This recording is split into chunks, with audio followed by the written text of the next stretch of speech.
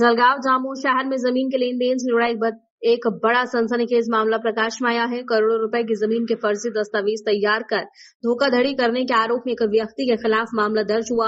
इस घटना से पूरे जिले सहित जलगांव जामोद क्षेत्र के हड़कंप मचा हुआ है। मिली जानकारी की माने तो जलगांव जामोद पुलिस स्टेशन क्षेत्र के अंतर्गत आने वाले जामोद निवासी सागर मधुसूदन गांधी की जमीन तहसील के मौजे खेल सौंजी सिवार स्थित है। गेट नंबर 52 और 1 क्षेत्रफल 0.84 हेक्टेयर जमीन को हड़पने के उद्देश्य से आरोपी मोहम्मद मुश्ताक मोहम्मद ईसा उर्फ भाईजान ने उक्त जमीन को 3 करोड़ रुपए में खरीदा। बताया ये भी जा रही कि वास्तव में ऐसा कोई लेन देन हुआ ही नहीं था, लेकिन जाली दस्तावेजों के आधार पर कागजों में हेरफेर कर शिकायतकर्ता के साथ धोखाधड़ी की गई है। जब इस बात की जानकारी शिकायतकर्ता को मिली तो उन्होंने तुरंत जलगांव जामोद पुलिस स्टेशन में शिकायत दर्ज की। सागर मधुसूदन गांधी, मी राहणार जामोद, तालुका जळगाव, जिल्हा बुलढाणा।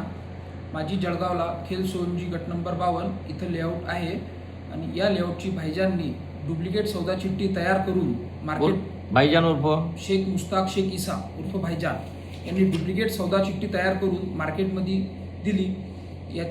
या सौदा चिठ्ठीमध्ये आमच्या चौघांच्या डुप्लिकेट सह्या केलेल्या आहेत आणि आमचा एक पार्टनर मयत पावला, त्याची पण डुप्लिकेट सही त्यांनी त्या सौदा चिठ्ठीमध्ये मारली आणि ते सौदा चिठ्ठी मार्केटमध्ये त्याने दिली।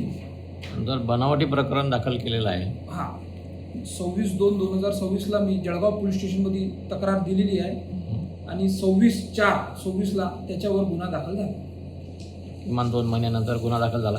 आता पुढे आपल्याला असं काय वाटतं की जळगाव जामोद तालुक्यामध्ये असे बरेचसे प्रकरण होत आहेत, त्याची पोलिसांनी सखोल चौकशी करून त्याच्यावर कारवाई करावी। या संबंधित व्यक्तीने कशा प्रकारचे असे लोकांसोबत बनावटी व्यवहार केलेले आहेत, यावर काय म्हणणार आपण? हे असंच आमची सह्या डुप्लिकेट वगैरे घेऊन असे करून त्यांनी केलेले आहे। या प्रकरणाची चौकशी व्हावी। हो। पोलिसांविषयी काय म्हणणार आपण? त्यांनी लवकरात लवकर कारवाई करावी आणि अधिक मासे तपास सुरू आहे।